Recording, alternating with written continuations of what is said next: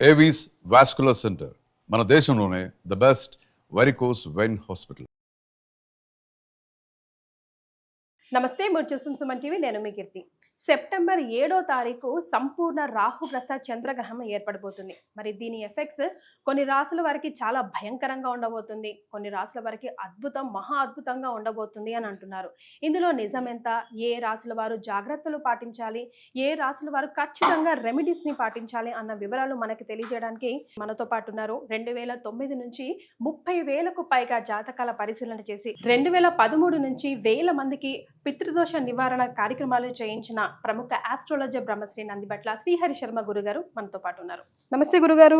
వాగర్థావివ సంపృక్తౌ వాగర్థ ప్రతిపత్తయే జగతః పితరౌ వందే పార్వతీ పరమేశ్వరౌ. ఆదిత్యాయ చ సోమాయ మంగళాయ బుధాయ చ గురుశుక్ర శనిభ్యశ్చ రాహవే కేతవే నమః. శృంగేరి జగద్గురు పీఠాధిపతులకి, కంచి పీఠాధిపతులకి నమస్కారములు తెలియచేసుకుంటూ కార్యక్రమాన్ని ప్రారంభిద్దాం. గురుగారు, ఇందాక నేను చెప్పినట్టుగా సెప్టెంబర్ 7వ తారీఖున రాహుగ్రస్త చంద్రగ్రహణం సంపూర్ణంగా భారతదేశంలో అయితే ఉండబోతుంది అంటున్నారు. వివిధ రాసుల వారికి చాలా భయంకరంగా ఉంది, కొంతమందికి అద్భుతంగా ఉంది అని అంటున్నారు.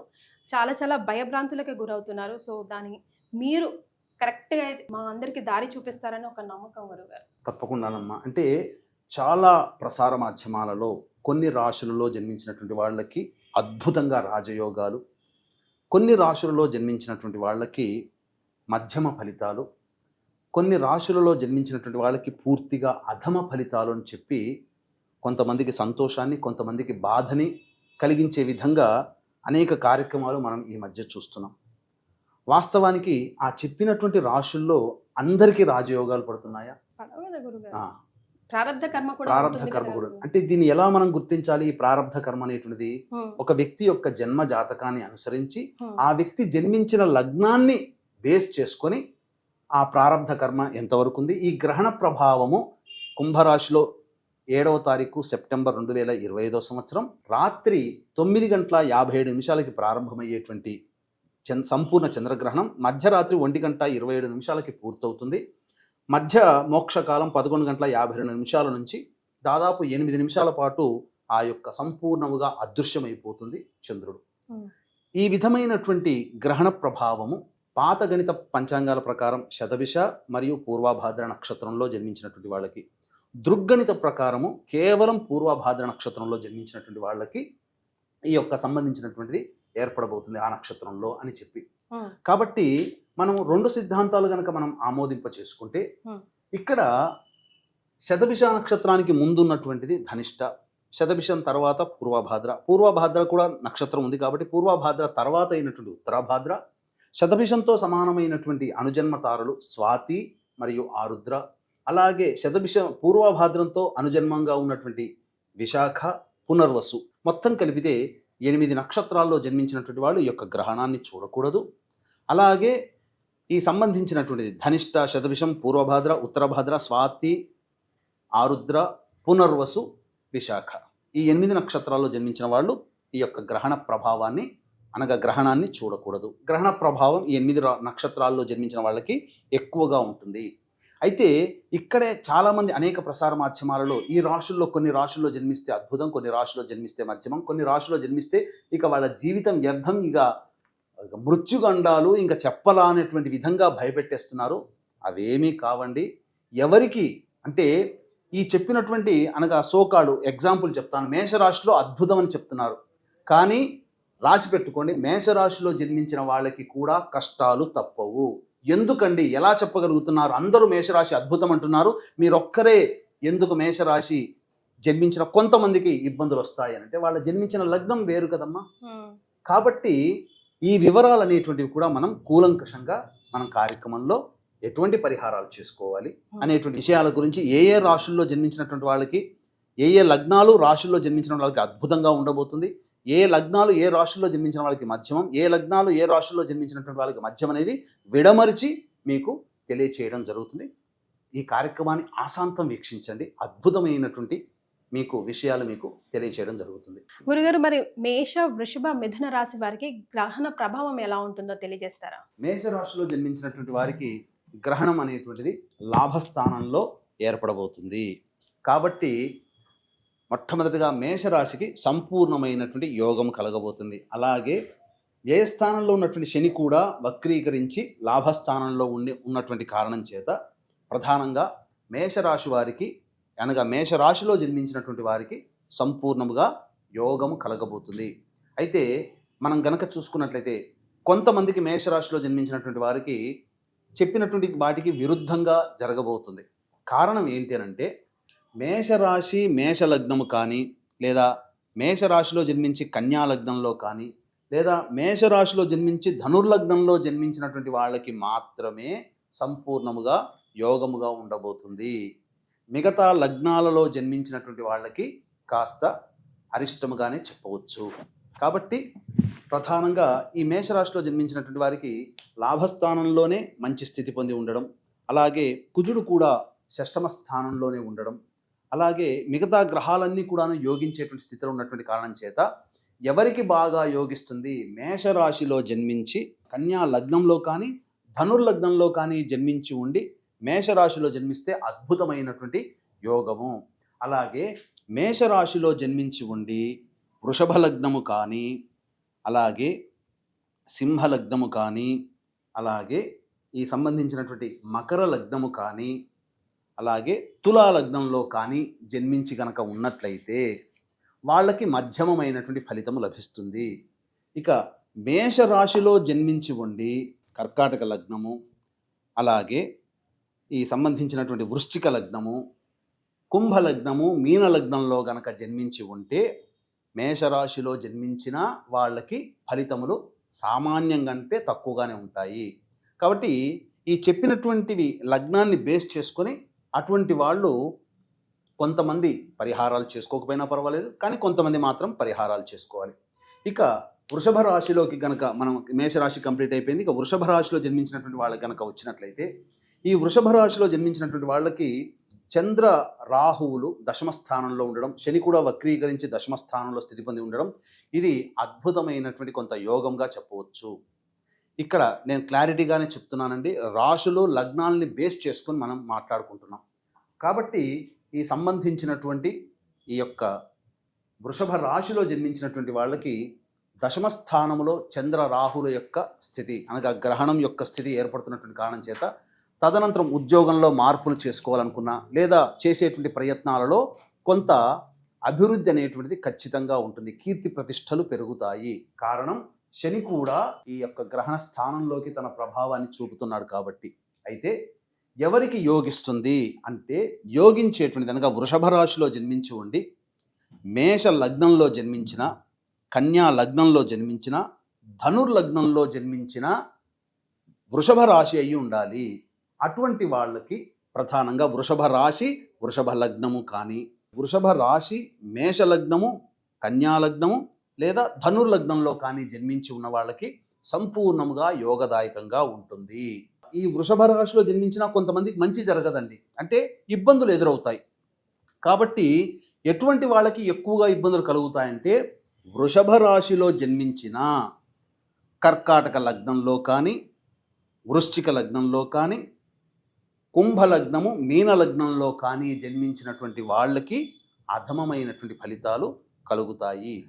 అంటే ఏ రకమైనటువంటి మంచి ఫలితాలు అంటే ఏంటి, అధమమైనటువంటి ఫలితాలు ఏంటి అనేటువంటి విషయాలు మనం వీడియో చివరిలో మనం తెలియచేసుకుందాం. ఇక మిథున రాశిలో జన్మించినటువంటి వాళ్ళకి ఎలా ఉండబోతుంది, ముఖ్యంగా పాజిటివ్గా ఉండేటువంటి వాళ్ళకి మనం తెలియచేసుకుందాం. మిథున రాశి మధ్యమమైనటువంటి ఫలితాలని ఇస్తుంది. ఇది క్లియర్. ఎందుకు? నవమ స్థానంలో గ్రహణం ఏర్పడుతుంది కాబట్టి ఇక్కడ ఈ మిథున రాశిలో జన్మించినటువంటి వాళ్ళకి మేష లగ్నము వృషభ లగ్నము అలాగే కన్యా లగ్నము ధనుర్లగ్నంలో కనుక జన్మించి ఉండి మిథున రాశిలో కనుక జన్మించి ఉంటే వాళ్ళకి అనుకున్న దానికన్నా ఉన్నతమైనటువంటి స్థానాలకి వెళ్ళగలుగుతారు. అదే మిథున రాశిలో జన్మించి ఉండి కర్కాటక లగ్నం కానీ అలాగే వృశ్చిక లగ్నం కానీ కుంభలగ్నం కానీ మీన లగ్నం కానీ జన్మించి ఉన్నటువంటి వాళ్ళకి అధమమైనటువంటి ఫలితాలు కలుగుతాయి. అదే మిథున రాశిలో జన్మించి ఉండి మిథున రాశి కానీ సింహరాశి కానీ తులారాశి కానీ అలాగే మకర లగ్నము కానీ అనగా మిథున రాశిలో జన్మించి ఉండి మిథున లగ్నము సింహలగ్నము, తులాలగ్నము, మకర లగ్నం, ఈ లగ్నాలలో గనుక జన్మించినటువంటి వాళ్ళకి మధ్యమమైనటువంటి ఫలితాలు కలుగుతాయి. కాబట్టి ఓవరాల్గా మీకు చెప్పినటువంటి విధంగా చూసుకుంటే ఈ 3 రాశుల్లో జన్మించినటువంటి వాళ్ళకి మంచి ఫలితాలు ఏ లగ్నంలో జన్మించినటువంటి వాళ్ళకు ఉంటుంది, ఏ లగ్నంలో జన్మించిన వాళ్ళకి అధమ ఫలితాలు ఉంటాయనే విషయాల గురించి మీకు తెలియచేసుకున్నాం. కాబట్టి ఇక సంబంధించినటువంటి వాటికి కొన్ని పరిహారములు అనేటువంటివి చేసుకోవాలి. అయితే వీక్షించేటువంటి ప్రేక్షకులు కూడా గమనించాల్సినటువంటి అంశం ఏంటంటే, ప్రధానంగా ఈ చెప్పినటువంటి వాటికి అధమ ఫలితాలంటే ఏంటి? అధమ ఫలితములు అని అంటే ప్రధానంగా చేస్తున్నటువంటి పనులలో ఆటంకాలు ఉంటాయి, అలాగే ఉద్యోగ విషయంలో మార్పులు అనేటువంటివి చేయకూడదు, ఉన్న ఉద్యోగంలోనే కంటిన్యూ అయ్యే ప్రయత్నం చేయండి, ధనాన్ని నష్టపోతారు కాబట్టి పెట్టుబడులు పెట్టకండి, ఇలా మనం చెప్పబడింది. ఎవరిని గుడ్డిగా నమ్మి ఫాలో అవ్వకండి, ఇలా మనం చెప్పబడినటువంటిది. కాబట్టి మధ్యమ ఫలితములోనంటే సాధారణంగా రోజువారీ దినచర్యల్లో కొన్ని ఇబ్బందికర పరిస్థితులు వస్తాయి. దైవానుగ్రహం వల్ల చేసుకున్నటువంటి పరిహారాల వల్ల ఈ చెప్పినటువంటి మధ్యమ ఫలితాలు ఏ రాశుల్లో ఏ లగ్నంలో జన్మించిన వాళ్ళకు ఉంటుందో అవి దైవానుగ్రహం వల్ల ఆ ఫలితములు మనల్ని ఇబ్బంది పెట్టవు. అయితే ఉత్తమమైనటువంటి ఫలితాలు పొందే లగ్నాలలో జన్మించిన వాళ్ళు, రాశుల్లో జన్మించినటువంటి వాళ్ళకి మనం తెలియజేశాం కదా. కాబట్టి ఏమవుతుంది, వాళ్ళు చేసిన చిరు ప్రయత్నము వాళ్ళకి కొండంత లాభాల్ని తెచ్చిపెడుతుంది. కొద్దిగా దైవానుగ్రహాన్ని పొందితే అమేయమైనటువంటి బలాన్ని వీళ్ళు పొందగలుగుతారు, యోగాన్ని కూడా పొందగలుగుతారు. ఇక్కడ మేషరాశిలో జన్మించినప్పటికీ కూడా జన్మించిన లగ్నాలు కొన్ని గనక అనగా కర్కాటక, వృశ్చిక మరియు కుంభ, మీన లగ్నాల్లో జన్మించి ఉంటే వాళ్ళకి అధమమైనటువంటి ఫలితాలు. మేషరాశి అద్భుతంగా చెప్పారు కదండి, మాకు ఏం జరగట్లేదని కూడా వాపోయే వాళ్ళు ఉంటారు. కారణం ఇది. ఇక్కడ ప్రధానంగా లగ్నాలు చూసుకోవాలి. కాబట్టి ఇక్కడ అధమమైనటువంటి ఫలితాలు అన్నప్పుడు ఏమవుతుందనంటే, మనకు ఉదాహరణకి మనం ఏదైనా స్టాక్స్లో కానీ పెట్టుబడులు పెట్టినప్పుడు ఒక 1000 రూపాయలు పెట్టామనుకోండి, మనకు 700 రూపాయలు పోయి మనకు కేవలం 300 రూపాయలు నష్టంలో ఉంటాం. అదే పరిహారాలు కనుక పాటించుకోలేకపోతే 1000కి కాకుండా అదనంగా నష్టపోతాం. దైవానుగ్రహాన్ని కనుక పొందే ప్రయత్నం చేస్తే 1000లో కొంత భాగం, ఒక పావు భాగం మాత్రమే నష్టపోయి మిగతాదంతా సేఫ్ సైడ్లో ఉంటాం. దైవానుగ్రహం లేకపోతే 1000కి 2 రెట్లు అదనంగా మనం నష్టపోవాల్సినటువంటి పరిస్థితి వస్తుంది. కాబట్టి ఈ తేడాను దృష్టిలో పెట్టుకొని నా వ్యక్తిగతమైనటువంటి అభిప్రాయం ప్రకారం అయితే చెప్పినటువంటి విధంగా మేషరాశి బాగుంది అని చెప్పినప్పటికీ కూడా మేషరాశి కర్కాటక, వృశ్చిక, కుంభ, మీన లగ్నాల్లో జన్మించి ఉండకుండా మిగతా లగ్నాల్లో జన్మించినటువంటి వాళ్ళకి మంచి జరుగుతుంది.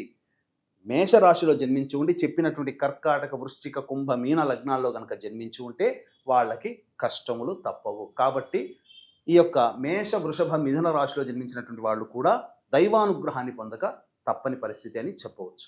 మరి ఈ 3 రాశుల వారు కూడా ఎలాంటి పరిహారాలు పాటించాలంటారు గురుగారు? పరిహారాల విషయానికి వస్తేనమ్మా, ఏ సమస్యకైనా 2 రకాల పరిష్కార మార్గాలు అనేటువంటివి ఉంటాయి. ఒకటి మానవ పరిష్కారం, 2 దైవ పరిష్కారం.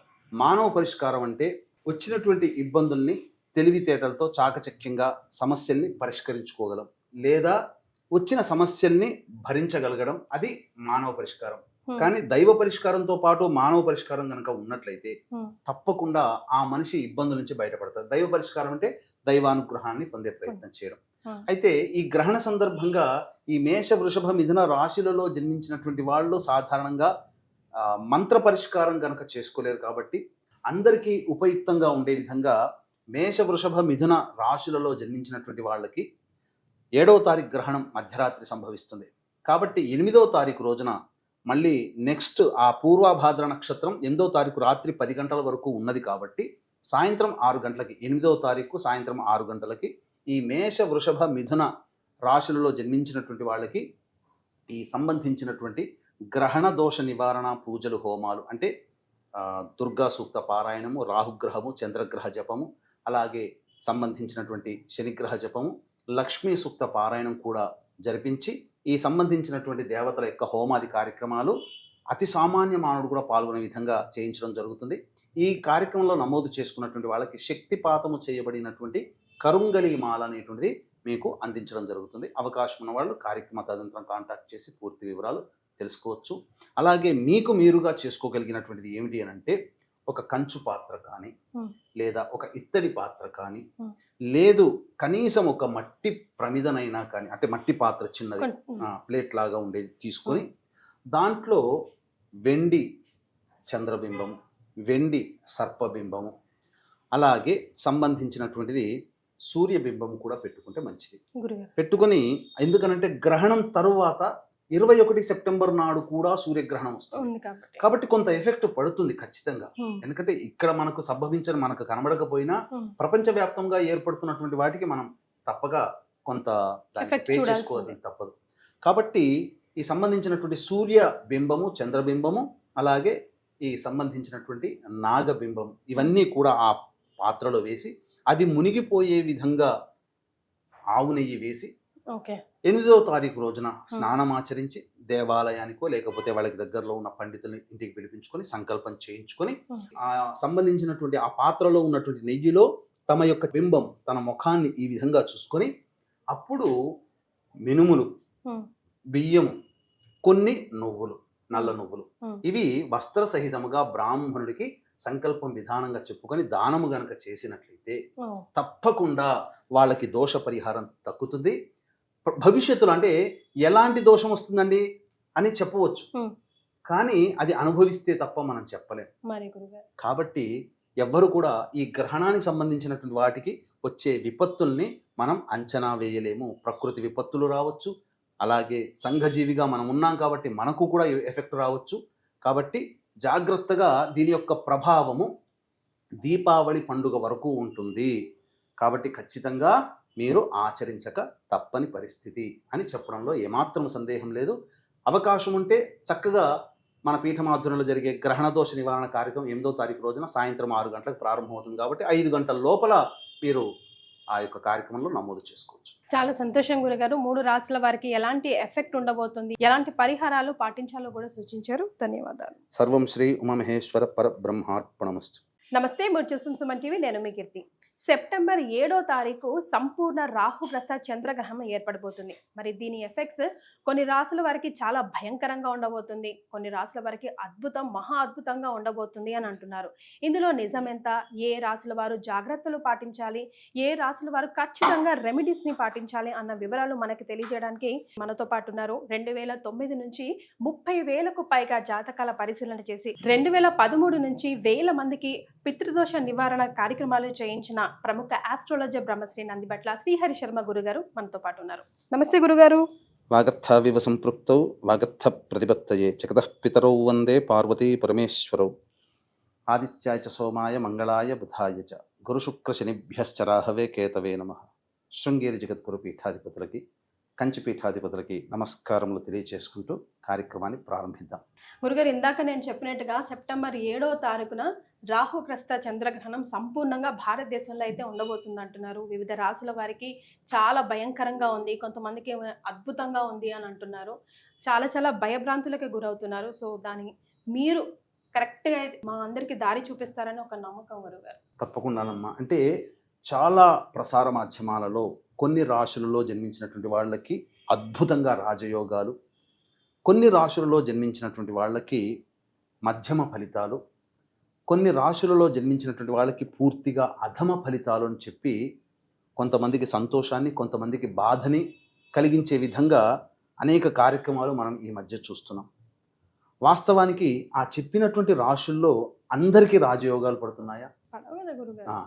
ప్రారబ్ధ కర్మ కూడా. అంటే దీన్ని ఎలా మనం గుర్తించాలి? ఈ ప్రారబ్ధ కర్మ అనేటువంటిది ఒక వ్యక్తి యొక్క జన్మ జాతకాన్ని అనుసరించి ఆ వ్యక్తి జన్మించిన లగ్నాన్ని బేస్ చేసుకొని ఆ ప్రారబ్ధ కర్మ ఎంతవరకు ఉంది. ఈ గ్రహణ ప్రభావము కుంభరాశిలో 7వ తారీఖు సెప్టెంబర్ 2025 సంవత్సరం రాత్రి 9:57 ప్రారంభమయ్యేటువంటి సంపూర్ణ చంద్రగ్రహణం మధ్యరాత్రి 1:27 పూర్తవుతుంది.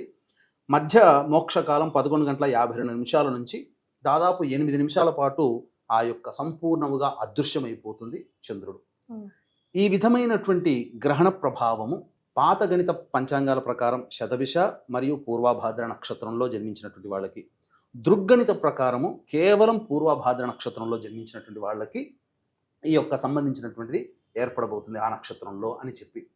కాబట్టి మనం 2 సిద్ధాంతాలు కనుక మనం ఆమోదింప చేసుకుంటే ఇక్కడ శతభిష నక్షత్రానికి ముందున్నటువంటిది ధనిష్ట, శతభిషం తర్వాత పూర్వభాద్ర కూడా నక్షత్రం ఉంది కాబట్టి పూర్వభాద్ర తర్వాత అయినటువంటి ఉత్తరాభాద్ర, శతభిషంతో సమానమైనటువంటి అనుజన్మ తారలు స్వాతి మరియు ఆరుద్ర, అలాగే శతభిష పూర్వభాద్రంతో అనుజన్మంగా ఉన్నటువంటి విశాఖ, పునర్వసు, మొత్తం కలిపితే 8 నక్షత్రాల్లో జన్మించినటువంటి వాళ్ళు ఈ యొక్క గ్రహణాన్ని చూడకూడదు. అలాగే ఈ సంబంధించినటువంటిది ధనిష్ట, శతభిషం, పూర్వభాద్ర, ఉత్తరభాద్ర, స్వాతి, ఆరుద్ర, పునర్వసు, విశాఖ, ఈ 8 నక్షత్రాల్లో జన్మించిన వాళ్ళు ఈ యొక్క గ్రహణ ప్రభావాన్ని అనగా గ్రహణాన్ని చూడకూడదు. గ్రహణ ప్రభావం ఈ 8 నక్షత్రాల్లో జన్మించిన వాళ్ళకి ఎక్కువగా ఉంటుంది. అయితే ఇక్కడే చాలామంది అనేక ప్రసార మాధ్యమాలలో ఈ రాశుల్లో కొన్ని రాశుల్లో జన్మిస్తే అద్భుతం, కొన్ని రాశుల్లో జన్మిస్తే మధ్యమం, కొన్ని రాశుల్లో జన్మిస్తే ఇక వాళ్ళ జీవితం వ్యర్థం, ఇక మృత్యుగండాలు ఇంకా చెప్పలా అనేటువంటి విధంగా భయపెట్టేస్తున్నారు. అవేమీ కావండి. ఎవరికి అంటే ఈ చెప్పినటువంటి అనగా సోకాడు ఎగ్జాంపుల్ చెప్తాను, మేషరాశిలో అద్భుతం అని చెప్తున్నారు, కానీ రాసి పెట్టుకోండి మేషరాశిలో జన్మించిన వాళ్ళకి కూడా కష్టాలు తప్పవు. ఎందుకండి, ఎలా చెప్పగలుగుతున్నారు? అందరూ మేషరాశి అద్భుతం అంటున్నారు, మీరొక్కరే ఎందుకు మేషరాశి జన్మించిన కొంతమందికి ఇబ్బందులు వస్తాయి అంటే వాళ్ళ జన్మించిన లగ్నం వేరు కదమ్మా. కాబట్టి ఈ వివరాలు అనేటువంటివి కూడా మనం కూలంకషంగా మనం కార్యక్రమంలో ఎటువంటి పరిహారాలు చేసుకోవాలి అనేటువంటి విషయాల గురించి, ఏ ఏ రాశుల్లో జన్మించినటువంటి వాళ్ళకి, ఏ ఏ లగ్నాలు రాశుల్లో జన్మించిన వాళ్ళకి అద్భుతంగా ఉండబోతుంది, ఏ లగ్నాలు ఏ రాశుల్లో జన్మించిన వాళ్ళకి మధ్యమం, ఏ లగ్నాలు ఏ రాశుల్లో జన్మించినటువంటి వాళ్ళకి మధ్యం అనేది విడమరిచి మీకు తెలియచేయడం జరుగుతుంది. ఈ కార్యక్రమాన్ని ఆశాంతం వీక్షించండి, అద్భుతమైనటువంటి మీకు విషయాలు మీకు తెలియచేయడం జరుగుతుంది. గురుగారు, మరి కర్కాటక, సింహ, కన్య రాశుల వారికి ఈ గ్రహణం ఎఫెక్ట్ ఎలా ఉంటుందో వివరిస్తారా? కర్కాటక, సింహ, కన్య ఈ రాశుల్లో జన్మించినటువంటి వాళ్ళకి ప్రధానంగా గ్రహణం తరువాత దీపావళి వరకు మ్యాక్సిమం కార్తీక మాసం అంతవరకు కూడా ఏ విధంగా ఉండబోతుందనే విషయం తెలుసుకుందాం. మనం చూసుకున్నట్లయితే కర్కాటక రాశికి 8వ స్థానములో ఈ యొక్క గ్రహణం ఏర్పడబోతుంది. కాబట్టి సాధారణంగా గ్రహణ ప్రభావం అనగా శని కూడా 8వ స్థానంలోకి జారుతున్నాడు. అంటే ఏంటి, ఇక్కడ వక్రీకరించినట్టు కారణం చేత ఈ ప్రభావం కూడా ఉంటుంది. ఈ కారణం చేత కర్కాటక రాశి వారికి చాలా మటుకు ఇబ్బందికర పరిస్థితులు అనేటువంటివి కలుగుతాయి. అయితే అందరికీ కర్కాటక రాశిలో జన్మించిన వాళ్ళకి అందరికీ కలుగుతుందా అంటే వాళ్ళల్లో కొంతమంది కొన్ని లగ్నాల్లో జన్మించి ఉంటారు, కొన్ని లగ్నాల్లో జన్మించిన వాళ్ళకి మంచి చెడు అనేటువంటిది ఉంటుంది. అది మనం ఎక్స్ప్లెయిన్ చేసుకున్నాం.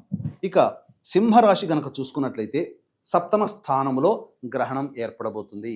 ఇది ప్రధానంగా కేంద్ర స్థానంలో ఏర్పడబోతుంది. కాబట్టి మధ్యమమైనటువంటి ఫలితాలు కలుగుతాయి. అలా అని చెప్పి అందరికీ కూడా సింహరాశిలో జన్మించిన అందరికీ ఒకే విధమైనటువంటి ఫలితాలు కలుగుతాయంటే మార్పులు అనేటువంటివి ఉంటాయి. అలాగే కన్యా రాశిలో జన్మించినటువంటి వాళ్ళకి 6వ స్థానంలో గ్రహణం ఏర్పడుతున్నటువంటి కారణం చేత వాళ్ళు అన్ని విధాలుగా అభివృద్ధి పదంలో ఉంటారు. ముఖ్యంగా కోర్టు కేసులు లాంటి వాటిలో విజయాన్ని పొందుతారు, శత్రువుల మీద పైచేయి సాధిస్తారు, అలాగే పోటీ వ్యాపారస్తుల మీద అద్భుతమైనటువంటి విజయాన్ని పొందుతారు అనే విషయాలుగా ఈ కర్కాటక రాశిలో జన్మించినటువంటి వారికి మనం సాధారణంగా చెప్పవచ్చు. అయితే కూలంకషంగా ఇన్ డీటెయిల్డ్గా మనం చెప్పదలుచుకున్నటువంటి విధానం ఏమిటంటే, ఈ కర్కాటక రాశిలో జన్మించి ఉండి మేష లగ్నము, వృషభ లగ్నము, అలాగే కన్యా లగ్నము మరియు ధనుర్లగ్నము, చాలా జాగ్రత్తగా వినండి. మేష, వృషభ, కన్య, ధనుస్సు ఈ లగ్నంలో జన్మించి ఉండి కర్కాటక రాశిలో గనక జన్మించి ఉంటే ఇప్పుడు మీరు అనేక ప్రసార మాధ్యమాల్లో చెప్పబడుతున్నటువంటి చెడు అనేటువంటిది 75% తగ్గిపోతుంది. 25% మాత్రమే కర్కాటక రాశిలో జన్మించినటువంటి వాళ్ళు ఈ యొక్క గ్రహణ ప్రభావానికి, దోషానికి గురవుతారు. ఇది క్లియర్ అయిపోయింది ఇక్కడికి. ఇక మిగిలినటువంటి మిథున, సింహ, తుల, మకర లగ్నంలో గనక జన్మించి ఉంటే ఏం జరుగుతుంది? కర్కాటక రాశిలో జన్మించి ఉండి ఈ చెప్పిన లగ్నాలు మిథున, సింహ, తుల, మకర లగ్నంలో జన్మించి ఉంటే 50% దోషము ఉంటుంది. 50% దోషము తొలగిపోతుంది. ఎందుకు? ఆ లగ్నాల్లో జన్మించారు కాబట్టి ఆ లగ్నాల్ని బేస్ చేసుకుని గ్రహణం ఏర్పడేటువంటిది 50% దోషము తగ్గిస్తుంది. కానీ కర్కాటక రాశిలో జన్మించి ఉండి కర్కాటక లగ్నము, అలాగే వృశ్చిక లగ్నము, కుంభ లగ్నము, మీన లగ్నంలో గనక జన్మించి ఉంటే ఈ కర్కాటక రాశి వాళ్ళకి అధమమైనటువంటి ఫలితాలు, ఎక్కువగా ఇబ్బందికర పరిస్థితులు అనేటువంటివి ఈ యొక్క కర్కాటక రాశి చెప్పినటువంటి ఈ వృశ్చిక, కర్కాటక, కుంభ, మీన లగ్నంలో కనుక జన్మించి ఉండి కర్కాటక రాశిలో కనుక జన్మించి ఉంటే వాళ్ళకి ఈ ఇబ్బందులు తప్పవు. అనగా ప్రసార మాధ్యమంలో చాలా భయపెడుతున్నారు కదా, చాలా మటుకు జరిగేటువంటి అవకాశాలు ఉంటాయి. అలాగే ఇక సింహరాశికి సంబంధించి చూసుకున్నట్లయితే సింహరాశికి మధ్యమమైనటువంటి ఫలితాలు అనేటువంటివి కలుగుతాయి. కానీ ఈ సింహరాశిలో జన్మించి ఉండి మేషలగ్నము, వృషభ లగ్నము, అలాగే కన్యా లగ్నము, ధనుర్లగ్నం గనక జన్మించి ఉండి సింహరాశిలో గనక జన్మించి ఉంటే, బాగా జాగ్రత్తగా వినండి, లగ్నాలు చెప్తున్నాను, రాశులు చెప్తున్నాను, మీ యొక్క హారోస్కోప్లో తెలుస్తుంది. ఆ విధంగా గనక ఉంటే మీకు సింహరాశిలో చెప్పినటువంటి 50% దోషము, 50% మంచి మధ్యస్థంగా అన్నారు కదా, సంపూర్ణముగా మీకు యోగాన్ని కలగచేస్తాయి. అందులో ఏమాత్రం సందేహం లేదు. కానీ ఈ యొక్క సింహరాశిలో జన్మించి ఉండి మిథున లగ్నము, అలాగే తులా లగ్నము మరియు వృషభ లగ్నము, అలాగే ఈ సంబంధించినటువంటి మకర లగ్నంలో కనుక జన్మించి ఉండి, అనగా సింహరాశి, సింహలగ్నము, మిథున లగ్నము, తులా లగ్నము మరియు మకర లగ్నం, ఈ 4 లగ్నాల్లో జన్మించి ఉండి, గుర్తుపెట్టుకోండి, మిథునము, సింహము, తుల, మకర లగ్నంలో కనుక జన్మించి ఉంటే అప్పుడు వాళ్ళకి మంచి ఉత్తమమైనటువంటి ఫలితాలు కలుగుతాయి. అందులో ఏమాత్రము సందేహం లేదు. ఇక సింహరాశిలో జన్మించి ఉండి చెప్పినటువంటి విధంగా కర్కాటక లగ్నము, వృశ్చిక లగ్నము, అలాగే ఈ సంబంధించినటువంటి కుంభ లగ్నము, మీన లగ్నంలో కనుక జన్మించి ఉంటే వాళ్ళకి మధ్యమ ఫలితం అని చెప్పారు కదా సింహరాశి వాళ్ళకి. ఈ కర్కాటక, వృశ్చిక, కుంభ, మీన లగ్నంలో జన్మించి ఉండి సింహరాశిలో జన్మించి ఉంటే ఇబ్బందికర పరిస్థితులు ఎక్కువగా అవుతాయి. జీవిత భాగస్వాములతో కానీ, వ్యాపార భాగస్వాములతో కానీ, ఎవరితో కలిసి పనిచేస్తుంటారో వాళ్ళతో కానీ ఎక్కువగా తగాదాలు వచ్చే అవకాశము, ధనాన్ని నష్టపోయేటువంటి అవకాశము కలుగుతుంది. కాబట్టి జాగ్రత్త పడండి. ఈ కన్యా రాశిలో జన్మించి ఉండి మేష లగ్నము, వృషభ లగ్నము, అలాగే ధనుర్లగ్నము, కన్యా లగ్నం, కన్యా లగ్నము, ధనుర్లగ్నము, మేషలగ్నము, వృషభ లగ్నంలో జన్మించి ఉండి కన్యా రాశి గనక అయితే అద్భుతమైనటువంటి వాళ్ళ జీవితంలో యోగం అనేటువంటిది ఈ గ్రహణం తర్వాత ఆరంభమవుతుంది. తీసుకునే ప్రతి నిర్ణయం గొప్పగా ఉంటుంది. మధ్యమమైనటువంటి ఫలితం ఎలా అంటే కన్యా రాశిలో జన్మించి ఉండి మిథున లగ్నము, సింహ లగ్నము, తులా లగ్నము, మకర లగ్నం, ఈ లగ్నాల్లో జన్మించి ఉండి కన్యా రాశిలో జన్మించి ఉంటే కన్యా రాశికి అద్భుతంగా చెప్పారు కదా, ఆ అద్భుతమైన దాంట్లో 50% మాత్రమే ఫలితాలు పొందుతారు. ఇది చెప్పవచ్చు. కన్యా రాశిలోనే జన్మించి ఉండి కర్కాటక లగ్నము, అలాగే వృశ్చిక లగ్నము, కుంభ లగ్నము, మీన లగ్నంలో కనుక జన్మించి ఉంటే అద్భుతం అని చెప్పారు కదా, ఆ అద్భుతంలో 25% మాత్రమే యోగము, 75% అవయోగం. ఎందుకంటే లగ్నాలు అనేటువంటివి ప్రధాన భూమిక పోషిస్తాయి కాబట్టి ఏం జరగబోతుంది అనగా కర్కాటక రాశి వారికి కర్కాటక సంబంధించినది కాబట్టి అష్టమం కాబట్టి ఆరోగ్యం పట్ల శ్రద్ధ వహించాలి. అలాగే మనీ పరంగా లాసెస్ అనేటువంటివి ఉంటాయి. విదేశీయానం, విదేశీ ప్రయత్నాలు సరిగ్గా ఉండవు. అన్ని అవకాశాలు దగ్గర దాకా వచ్చి అదృష్టం వెనక్కి వెళ్ళిపోతుంది. ఇక సింహరాశిలో అంటే ఇంతకుముందు చెప్పుకున్నట్టుగా ఎవరితో కలిసి పని చేస్తుంటామో వాళ్ళతో ఇబ్బందులు, ఉద్యోగంలో కానీ, వ్యాపారంలో కానీ, వృత్తిలో కానీ, జీవిత భాగస్వామితో, వ్యాపార భాగస్వామితో చాలా మటుకు ఇబ్బందులు అనేటువంటివి కలుగుతాయి. ఇక కన్యా రాశిలో చెప్పినటువంటి విధంగా చెప్పిన కొన్ని లగ్నాల్లో జన్మించిన వాళ్ళకి అద్భుతం, కొన్ని లగ్నాల్లో జన్మించిన వాళ్ళకి మధ్యమం, కొన్ని లగ్నాలలో జన్మించినటువంటి వాళ్ళకి అధమాతి అధమ ఫలితం. కాబట్టి చెప్పుకున్నటువంటి విధంగా ఈ యొక్క రాశిలో కన్యా రాశిలో జన్మించినటువంటి వాళ్ళకి కొంత శుభ ఫలితాలు, అశుభ ఫలితాలు అనేటివి కలుగుతాయని చెప్పవచ్చు. గురుగారు, మరి ఇంత ఇబ్బందుల్లోంచి వారు బయటపడాలంటే ముఖ్యంగా ఈ 3 రాశుల వారు కూడా ఎలాంటి పరిహారాలు చేసుకుంటే బాగుంటుందంటారు? ప్రధానంగా ఈ యొక్క 3 రాశిలో జన్మించినటువంటి వాళ్ళకి ఏ ఏ లగ్నంలో జన్మిస్తే వాళ్ళకి యోగాలు, ఏ ఏ లగ్నంలో జన్మిస్తే అవయోగాలు, ఏ ఏ లగ్నంలో జన్మిస్తే అధమాతి అధమ ఫలితాలు కలుగుతాయి అని మనం ఇంతకుముందు తెలియజేసుకున్నాం. కాబట్టి ప్రధానంగా ఏ సమస్యకైనా పరిష్కార మార్గాలు 2 రకాలు ఉంటాయి. ఆరోగ్యానికైనా, మనం జీవితంలో ఎదుర్కొనే సమస్యలకైనా. కాబట్టి 1 మానవ పరిష్కారం, 2 దైవ పరిష్కారం. మానవ పరిష్కారం అంటే మనం వాటిని అధిగమించడం కోసం నిజాయితీగా శ్రమతో కూడినటువంటి కష్టాన్ని నమ్ముకోవడం, పైగా ఆ వచ్చే ఇబ్బందుల్ని భరించడానికి మనం సంసిద్ధులై ఉండడం. మరి దైవ పరిష్కారం ఉన్నప్పుడు ఏంటంటే దైవానుగ్రహం వల్ల ఏమవుతుంది, ఆ యొక్క ఇబ్బందులు మనల్ని బాధించకుండా అటువంటి సమస్యల నుంచి బయటపడగలిగేటువంటి మార్గం మనకు దొరుకుతుంది. కాబట్టి మానవ పరిష్కారంలో భాగంగా చెప్పబడేటువంటి పరిహారాలు మనం తెలియజేసుకుందాం. ముఖ్యంగా దైవ పరిష్కారం ఉన్నప్పుడు ఈ యొక్క గ్రహణానికి సంబంధించినటువంటి పరిహార క్రియలు వాళ్ళు ఇంట్లో చేసుకోలేరు. కాబట్టి మన పీఠం ఆధ్వర్యంలో ఈ యొక్క కర్కాటక, సింహ, కన్యా రాశులలో జన్మించినటువంటి వాళ్ళకి సంబంధించి గ్రహణ దోష నివారణ పూజలు, హోమాలు అనేటువంటివి జరిపించడం జరుగుతుంది. అందులో దుర్గా సూక్త పారాయణము, లక్ష్మీ సూక్త పారాయణము, అలాగే రాహుగ్రహం, చంద్రగ్రహ, శనిగ్రహ జపము అనేటువంటిది జరిపించి తదనంతరం ఈ దేవతల యొక్క హోమాది కార్యక్రమాలు 8వ తారీఖు రోజు సాయంత్రం 6 గంటలకి ప్రారంభమవుతుంది. ఎందుకంటే ఏర్పడే పూర్వభాద్ర నక్షత్రం 8వ తారీఖు రాత్రి 11 గంటల వరకు ఉంటుంది. కాబట్టి మనం సాయంత్రం 6 గంటలకి 8వ తారీఖు రోజున మనం కార్యక్రమం చేస్తున్నాం. సాయంత్రం 5 గంటల లోపల మీ గోత్రనామాలు నమోదు చేసుకోవచ్చు. ఈ కార్యక్రమంలో నమోదు చేసుకున్నటువంటి వాళ్ళకి శక్తిపాతము చేయబడినటువంటి కరుంగలి మాల అనేటువంటిది ఇవ్వడం జరుగుతుంది.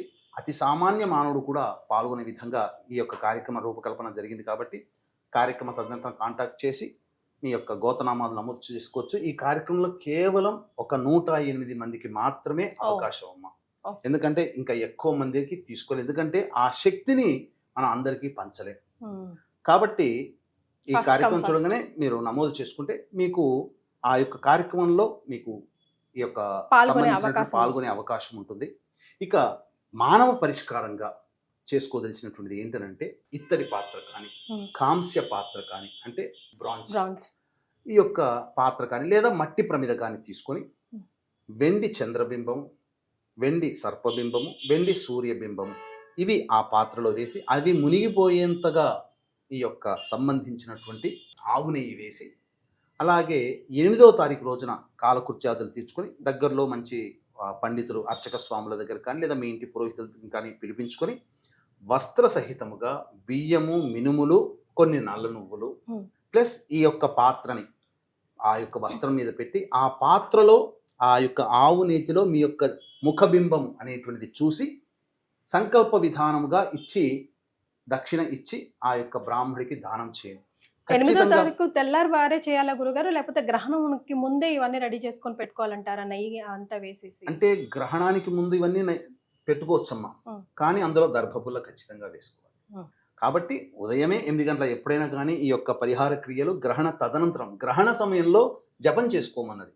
గ్రహణం అయిపోయిన తర్వాత తెల్లవారి కాలకృత్యాదులు తెచ్చుకొని ఈ పరిహారాలు పాటించు. రైట్. సో మొత్తానికి సింహ, కన్యా, కర్కాటక రాశి వారు ఇబ్బందుల్లో ఉన్నా కూడా పరిహారం గురుగారు ఎలాగో సూచించారు. డైరెక్ట్గా గురుగారు అపాయింట్మెంట్ కోసం కూడా మీరు ప్రయత్నించవచ్చు. వారు చేసే కార్యక్రమాల్లో కూడా పాల్గొనవచ్చు. ఫస్ట్ కమ్ ఫస్ట్ అనేది మాత్రం గుర్తుపెట్టుకోండి. చాలా సంతోషం గురుగారు, ధన్యవాదాలు. సర్వం శ్రీ ఉమామహేశ్వర పరబ్రహ్మార్పణమస్తు. నమస్తే, మీరు చూస్తున్న సుమన్ టీవీ, నేను మీ కీర్తి. సెప్టెంబర్ 7వ తారీఖు సంపూర్ణ రాహుగ్రస్త చంద్రగ్రహణం ఏర్పడబోతుంది. మరి దీని ఎఫెక్ట్స్ కొన్ని రాసుల వారికి చాలా భయంకరంగా ఉండబోతుంది, కొన్ని రాసుల వారికి అద్భుతం, మహా అద్భుతంగా ఉండబోతుంది అని అంటున్నారు. ఇందులో నిజమెంత, ఏ రాసుల వారు జాగ్రత్తలు పాటించాలి, ఏ రాసుల వారు ఖచ్చితంగా రెమెడీస్ని పాటించాలి అన్న వివరాలు మనకి తెలియజేయడానికి మనతో పాటు ఉన్నారు. 2009 నుంచి 30,000కు పైగా జాతకాల పరిశీలన చేసి 2013 నుంచి 1000 మందికి పితృదోష నివారణ కార్యక్రమాలు చేయించిన ప్రముఖ ఆస్ట్రాలజర్ బ్రహ్మశ్రీ నందిబట్ల శ్రీహరి శర్మ గురుగారు మనతో పాటు ఉన్నారు. నమస్తే గురుగారు. వాగర్థావివ సంపృక్తౌ వాగర్థ ప్రతిపత్తయే జగతః పితరౌ వందే పార్వతీ పరమేశ్వరౌ. ఆదిత్యాయ చ సోమాయ మంగళాయ బుధాయ చ గురుశుక్ర శనిభ్యశ్చ రాహవే కేతవే నమః. శృంగేరి జగద్గురు పీఠాధిపతులకి, కంచి పీఠాధిపతులకి నమస్కారములు తెలియచేసుకుంటూ కార్యక్రమాన్ని ప్రారంభిద్దాం. గురుగారు, ఇందాక నేను చెప్పినట్టుగా సెప్టెంబర్ 7వ తారీఖున రాహుగ్రస్త చంద్రగ్రహణం సంపూర్ణంగా భారతదేశంలో అయితే ఉండబోతుంది అంటున్నారు. వివిధ రాసుల వారికి చాలా భయంకరంగా ఉంది, కొంతమందికి అద్భుతంగా ఉంది అని అంటున్నారు.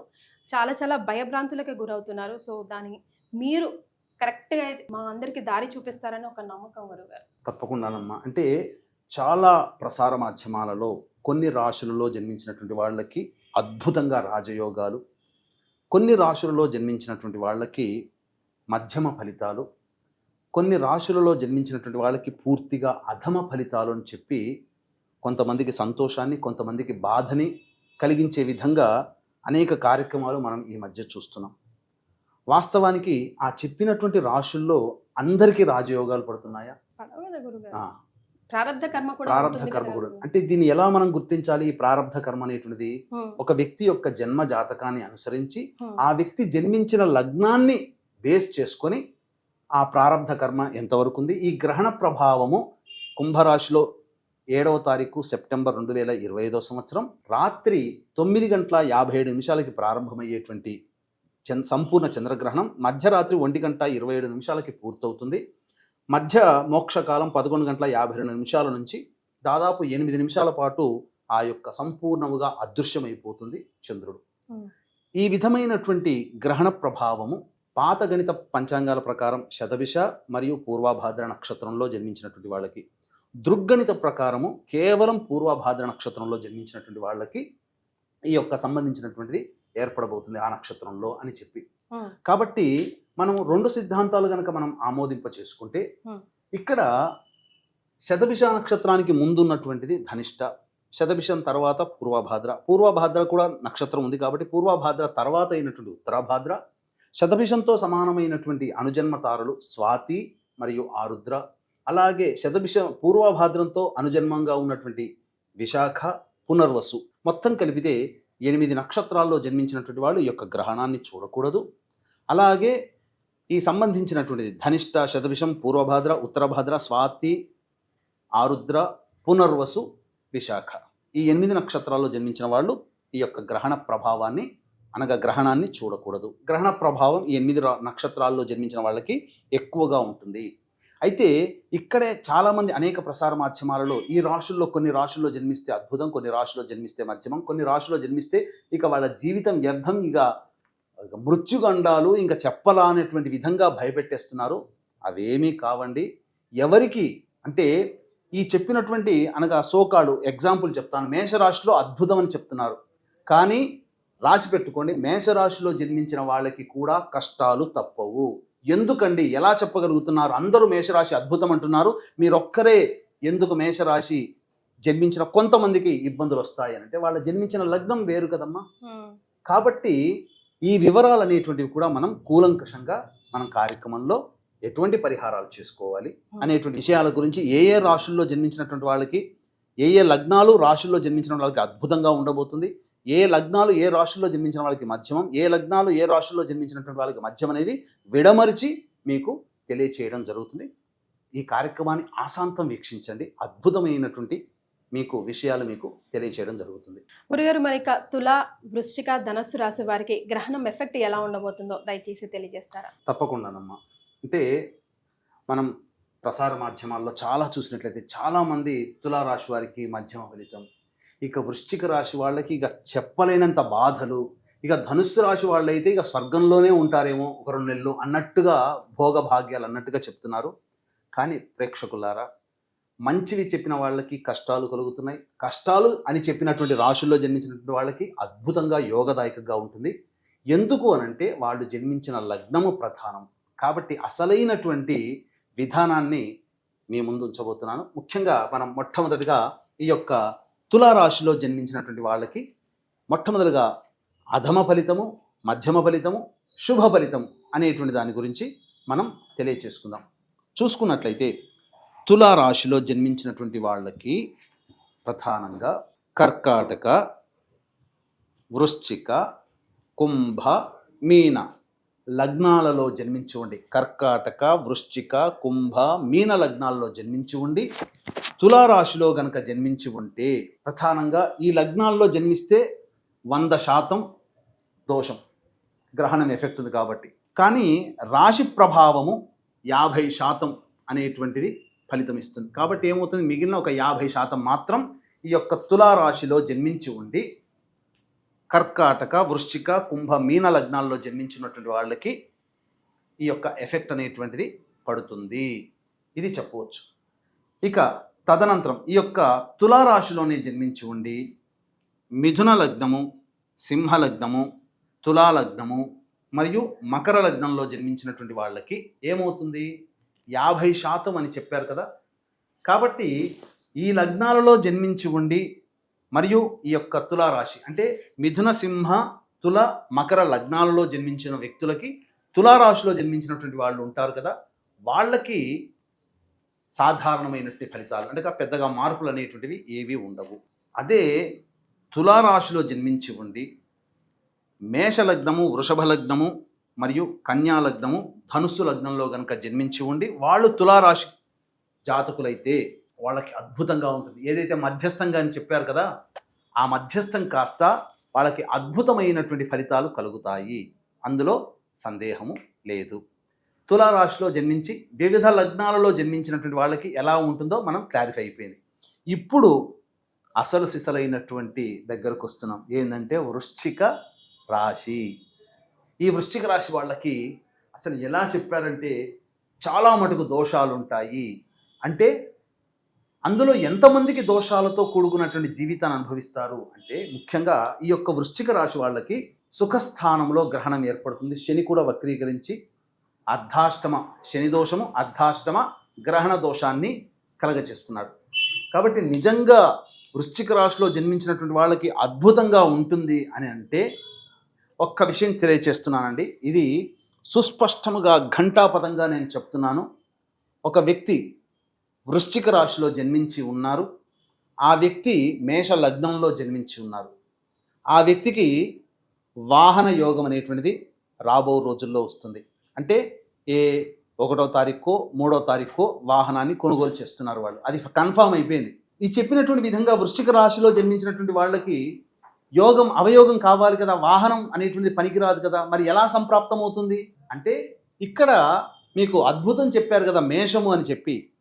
కాబట్టి ఆ మేష లగ్నము, వృషభ లగ్నము, కన్యా లగ్నము, ధనుర్లగ్నంలో జన్మించినటువంటి వ్యక్తులు వృశ్చిక రాశిలో జన్మిస్తే ఈ వృశ్చిక రాశిలో జన్మించినటువంటి నెగిటివ్ ఎఫెక్టు 75% తొలగిపోతుంది, 25% మాత్రమే వాళ్ళకి ఎఫెక్ట్గా ఉంటుంది. కాబట్టి ఈ వృశ్చిక రాశిలో జన్మించి ఉండి మేష, వృషభ, కన్య, ధనుస్సు లగ్నంలో జన్మించిన వాళ్ళకి మీరు భయపడేంత విధంగా ఉండదు. ఇది కన్ఫర్మ్ క్లియర్ అయిపోయింది. ఇక 2వ పొజిషన్లోకి వస్తే వృశ్చిక రాశిలో జన్మించి ఉండి మిథున లగ్నము, సింహ లగ్నము మరియు తులా లగ్నము, మకర లగ్నం. గుర్తుపెట్టుకోండి, వృశ్చిక రాశిలో జన్మించి ఉండి వాళ్ళు మిథున, సింహ, తుల, మకర లగ్నంలో జన్మించి ఉండి వృశ్చిక రాశి జాతకులైతే వాళ్ళు అనేక ప్రసార మాధ్యమాల్లో చెప్తున్నటువంటి పూర్తిగా నష్టం అన్నారు కదా, అందులో 50% మాత్రమే వాళ్ళు ఫలితాల్ని అనుభవిస్తారు. మిగతా 50% యోగదాయకంగా ఉంటుంది, అంటే న్యూట్రల్గా వాళ్ళకి ఉంటుంది. కాబట్టి భయపడాల్సినటువంటి పని లేదు. ఇప్పుడు అసలు సిసలైనటువంటి ఎవరు నిజంగా భయపడాలి అనేటువంటి విషయాన్ని కనుక మనం చూసుకున్నట్లయితే ఈ యొక్క వృశ్చిక రాశిలోనే జన్మించి ఉండి కర్కాటక లగ్నము, వృశ్చిక లగ్నము, కుంభలగ్నం, మీన లగ్న జాతకులయ్యుండి వృశ్చిక రాశిలో కనుక వాళ్ళు జన్మించి ఉంటే కర్కాటక, వృశ్చిక, కుంభ, మీన లగ్నాల్లో జన్మించి ఉండి వృశ్చిక రాశి కనుక వాళ్ళదైతే ప్రసార మాధ్యమాల్లో చెప్తున్నారు కదా చాలా ఇబ్బందులు, కష్టాలని. నిజంగానే చాలా మటుకు కష్టాలు పడక తప్పదు. కాబట్టి ఏ రకంగా అంటే ప్రధానంగా ఈ యొక్క వృశ్చిక రాశిలో జన్మించి ఉండి చెప్పినటువంటి విధంగా మన లగ్నాల్లో ఏంటి కర్కాటక, వృశ్చిక, కుంభ, మీన లగ్నాల్లో జన్మిస్తే ప్రధానంగా వాళ్ళకి విదేశీయానం, విదేశీ విద్యలో ఆటంకాలు, ధనాన్ని నష్టపోవడం, తల్లిగారి ఆరోగ్యం పట్ల ఇబ్బందులు ఉంటాయి. కాబట్టి వాళ్ళకి సంబంధించినటువంటి విధంగా జాగ్రత్తగా కాపాడుకోవడము, అలాగే వాహనాన్ని నడిపేటప్పుడు జాగ్రత్తలు తీసుకోవడము, ముఖ్యంగా ఏ పని చేసినా సంతోషం ఉండలేకపోవడము, సంతానం వల్ల సమస్యలు వస్తూ ఉండడము, ఇతరుల వల్ల గొడవలు, సమస్యలు వస్తూ ఉండడము, కుటుంబంలో కలహాలు, మానసిక ప్రశాంతత, ఇవన్నీ కూడా వీళ్ళు కార్తీక మాసం వరకు ఈ యొక్క సంబంధించినటువంటి ఇబ్బందికర పరిస్థితులు అనుభవించక తప్పదు. కాబట్టి ఖచ్చితంగా పరిహారాలు అనేటువంటివి చేసుకోవాలి. ఇక ధనుస్సు రాశి, చాలామంది ధనుస్సు రాశిలో అద్భుతం అండి, ఇంకా వాళ్ళకి తిరుగులేదు గ్రహణం తర్వాత అన్నారు. కానీ అందులో ధనుస్సు రాశిలో జన్మించినటువంటి వాళ్ళకి కూడా ఎవరెవరికి మంచి జరుగుతుంది, ఎవరెవరికి చెడు జరుగుతుంది, ఎవరెవరికి మధ్యస్థంగా ఉంటుంది అనే విషయం గురించి కూలంకషంగా తెలియజేసుకుందాం. ఇప్పుడు అద్భుతం అని చెప్పేటువంటి ధనుస్సు రాశి వారికి నిజంగా అద్భుతంగా ఉండేటువంటి యోగాలు ఏ యొక్క సంబంధించినటువంటి విధంగా ఉంటాయో మనం తెలుసుకుందాం. మేష లగ్నము, వృషభ లగ్నము, కన్యా లగ్నము, ధనుర్లగ్నంలో జన్మించి ఉండి వాళ్ళు ధనుస్సు రాశి జాతకులు గనక అయితే అందరూ చెప్తున్నటువంటి విధంగా అద్భుతాలు సృష్టిస్తారు. వాళ్ళ జీవితంలో పలు మార్పులు చేర్పులు చోటు చేసుకుంటాయి. అద్భుతమైన అవకాశాలు అందిపుచ్చుకుంటారు. ప్రతిదీ విజయ పదంలో ఉంటుంది. ఇక మీకు తిరుగులేదు అని చెప్పవచ్చు. మధ్యస్థంగా ఎవరికి ఉంటుంది? మిథున లగ్నము, సింహ లగ్నము, తులా లగ్నము, మకర లగ్నంలో జన్మించి ఉండి వాళ్ళు గనక ధనుస్సు రాశి జాతకులు గనక అయితే వాళ్ళకి మధ్యస్థమైనటువంటి ఫలితాలు అనేటువంటివి ఉంటాయి. అంటే ధనుస్సు రాశిలో జన్మించిన అద్భుతం అని చెప్పారు, మళ్ళీ మీరేంటి మధ్యస్థం అంటున్నారంటే ఈ యొక్క మిథున, సింహ, తుల, మకర లగ్నంలో జన్మించి ఉండి ధనుస్సు రాశి అయితే వాళ్ళకి మధ్యస్థమైనటువంటి ఫలితాలు కలుగుతాయి. మరి అధమమైన ఫలితాలు ఎవరికి ఉంటాయి అని అంటే కర్కాటక లగ్నము, వృశ్చిక లగ్నము, కుంభ లగ్నము, మీన లగ్నంలో గనక జన్మించి ఉండి ధనుస్సు రాశిలో గనక జన్మించి ఉంటే వాళ్ళకి 25% మాత్రమే యోగములు, 75% అవయోగాలు ఖచ్చితంగా ఉంటాయి. అందుకనే చాలామంది జీవితాల్లో ధనుస్సు రాశిలో జన్మించి ఉన్నప్పటికీ కూడా గ్రహణం తర్వాత చెప్పిన విధంగా యోగం ఉండట్లేదు అని అంటే మీరు ఖచ్చితంగా ఈ యొక్క కర్కాటక, వృశ్చిక, కుంభ, మీన లగ్నాల్లో జన్మించిన వాళ్ళు అయి ఉంటారు. అందులో సందేహం లేదు. కాబట్టి ఈ చెప్పినటువంటి విధంగా రాశుల్లో జన్మించి ఉండి ఏ లగ్నాల్లో జన్మిస్తే వాళ్ళకి యోగం అనేటువంటిది మనం చెప్పడం జరిగింది. దీనికి సంబంధించినటువంటి పరిహారాలు తప్పకుండా ఈ 3 రాశుల వాళ్ళు పాటించి తీరవలసిందని చెప్పవచ్చు. సో మోరార్లెస్ ప్రాబ్లమ్స్ అయితే అందరికీ కనిపిస్తున్నాయి గురుగారు. మరి ఎలాంటి పరిహారాలు ఈ 3 రాశుల వారికి మీరు సూచిస్తారు? అంటే మనం చెప్పినట్టుగా తుల, వృశ్చికం, ధనుస్సు రాశిలో జన్మించి ఉండి ఏ లగ్నాల్లో జన్మిస్తే వాళ్ళకి మంచి, ఏ లగ్నాల్లో మధ్యస్థం, ఏ లగ్నాల్లో జన్మిస్తే వాళ్ళకి చెడు అనేటువంటిది మనం తెలియజేసుకున్నాం. కాబట్టి వీటికి సంబంధించినటువంటి పరిహారాలు ఖచ్చితంగా చేసుకోవాల్సిందే. ఎందుకు అనంటే 21 సెప్టెంబర్ రోజున కూడా చూడామణి సూర్యగ్రహణం అనేటువంటిది ఏర్పడబోతుంది. కాబట్టి ఈ సూర్యగ్రహణ ప్రభావము ఒకే నెలలో అనగా భాద్రపద మాసంలో చంద్రగ్రహణం, సూర్యగ్రహణం ప్రపంచవ్యాప్తంగా మనకు కనబడకపోయినా మనం అనుభవించే మార్చిలో 2 గ్రహణాలు మనకు కనబడలే, కానీ మన భారతదేశం విక్టిమ్ అయిపోయింది, అక్యూజ్డ్. కాబట్టి దీని యొక్క ప్రభావం ఖచ్చితంగా ఉంటుంది. ఏ సమస్యకైనా వీక్షించేటువంటి ప్రేక్షకులు గమనించుకోవాలి, 2 రకాల పరిష్కార మార్గాలు ఉంటాయి. ఒకటి మానవ పరిష్కారం, 2 దైవ పరిష్కారం. మానవ పరిష్కారం అంటే సింపుల్గా ఏమీ లేదమ్మా, ఈ వచ్చేటువంటి సమస్యల్ని తెలివితేటలతో అధిగమించుకునే ప్రయత్నం చేయడం, ఆ సమస్యల్ని భరించడం, మన వంతు కృషి చేసుకోవాలి.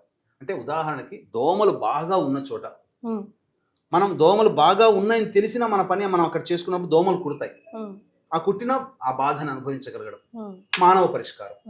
లేదు, దైవం అనేటువంటిది ఏంటంటే మనము ఆ సంబంధించినటువంటిది ఏదో ఒక ఏర్పాటు చేసుకోవడం, అంటే ఆ దోమలు తొలగిపోవడానికి ఏదైనా ఒక ఏర్పాటు చేసుకోవడం.